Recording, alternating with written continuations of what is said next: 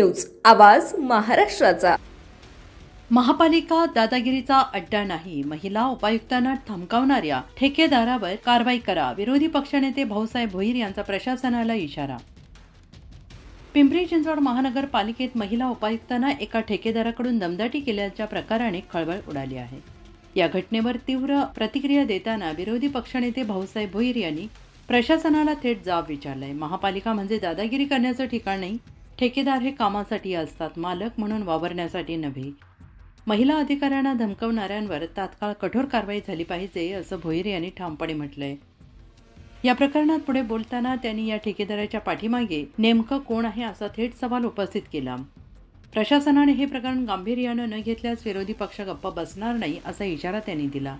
आणि यासोबतच त्यांनी शहरातील पाणी टंचाई, पर्यावरण संरक्षण, दर्जेदार शिक्षण या मुद्द्यांवर आक्रमक भूमिका घेण्याचा निर्धार व्यक्त केला. तसेच विकास प्रकल्पांचा कालावधी, खर्चवाढ आणि विलंबासाठी जबाबदार कोण याचा जाब प्रशासनाला विचारला जाईल, असंही भोईर यांनी स्पष्ट केलंय. महापालिका प्रशासनाने उत्तरांची तयारी ठेवावी असा थेट इशारा देत विरोधी पक्षनेते भाऊसाहेब भोईर यांनी आपली भूमिका स्पष्ट केली आहे.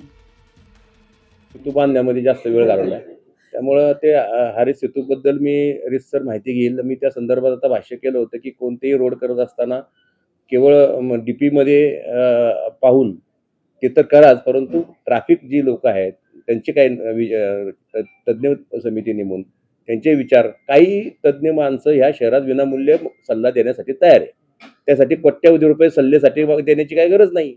त्यामुळे तो निश्चित मी त्याच्यावर आपण थोडा अभ्यास करेल. मला पण देखील त्यातलं थोडं माहिती नाही आहे, जास्त चांगल्या प्रकारची नाही टेक्निकल, ती माहिती घेऊन त्यावर मी तोडगा निश्चित करेल.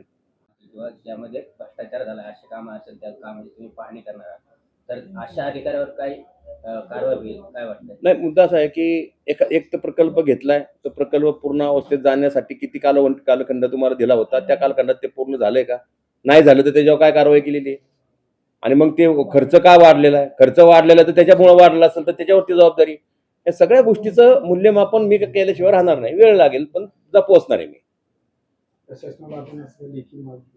मी लेखी मागणी करणार आहे ना. आता कसं सुरुवातच नाही झाली, अजून समित्या होतील.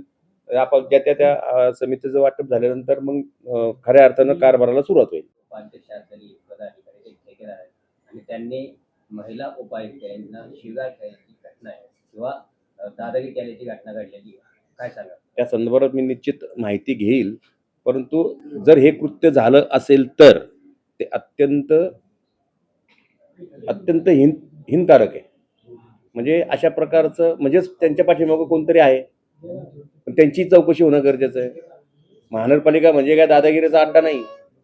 आणि ठेकेदार म्हणजे हे काम घेण्यासाठी आलेले असतात. ते काय मालक म्हणून वावरत असतील तर त्यांचाही कायदेशीररित्या बंदोबस्त करणं गरजेचं आहे. परंतु मी माहिती घेतलेली नाही. मला ते कोण पवार ते पण माहीत नाही. पण मी माहिती घेईन, त्यावर मी भाष्य करेल आपल्याशी हितगुज करण्यासाठी. आणि विशेषतः नेमकी माझी भूमिका विरोधी पक्षनेता म्हणून नेमकी काय असावी. एक विरोधी शब्दप्रयोग असतो म्हणजे विरोधच करायचा असा त्याचा अर्थ होत नाही. चुकीच्या माध्यमातून कामावर अंकुश ठेवण्यासाठी, सत्तारूढ पक्षाला जाग करण्यासाठी आमची भूमिका असणार आहे.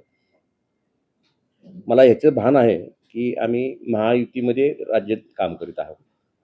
त्यामुळे आणि महायुतीचे जे पक्ष आहेत ते तिन्ही पक्ष तेच पक्ष इथं आहेत. भारतीय जनता पक्ष आहेत, आम्ही आहोत आणि एकनाथ शिंदेंची, बाळासाहेबांची शिवसेना आहे. त्यामुळं आमच्या बोलण्यानं महायुतीच्या कोणत्याही त्याच्यावर परिणाम होऊ नये, कोणत्याही वाच्यतेने. पण हे नागरिकांची महानगरपालिका आहे. नागरिकांच्या हिताच्या दृष्टिकोनातून ह्या शहरामध्ये नेमकं आपल्याला काय करायचं याचं एक ठोस एक आपल्याकडं विजन पाहिजे. मग तुम्ही नाहक, अनावश्यक मोठे प्रकल्प कशासाठी करायचे, कोणते करायचे, प्रायोरिटी कशाला द्यायची? मुळात ज्या पद्धतीने जो पाणी पुरवठा बाबतीत विस्कळीतपणा आहे, पर्यावरणाच्या संदर्भात एकदम म्हणजे ठाम भूमिका नाही आहे, नदींची गटारं होत चाललेली आहे, शिक्षण व्यवस्था, काही शिक्षणाच्या संदर्भात ठोस उपाययोजना करून शिक्षण तज्ज्ञ माणसांची एक समिती नेमून पुढच्या 15 वर्ष व 20 वर्षाचं प्लॅनिंग करणं अत्यंत गरजेचं आहे. आणि पाणी पुरवठा विस्कळीत आहे, पर्यावरणाच्या संदर्भात मी बोलल्याप्रमाणे आहे, STP प्लॅन आपल्याकडं कमी आहेत, सांस्कृतिक धोरण निश्चित नाही आहे, क्रीडा धोरण निश्चित नाही, क्रीडा प्रबोधिनी असावी. पूर्वी कोंडे साहेब होते, त्यांनी क्रीडा प्रबोधिनी निर्माण केली होती, तर चांगले खेळाडू तयार झाले होते.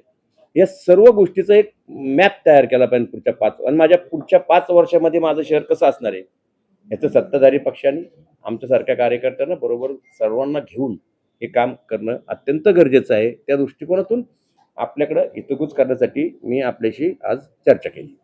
पुणे तसेच पिंपरी चिंचवड आणि महाराष्ट्रातील महत्त्वाच्या आणि ताज्या बातम्या पाहण्यासाठी महाराष्ट्र 18 न्यूज चॅनलला यूट्यूबवर सबस्क्राईब करा आणि बेल आयकॉन प्रेस करा.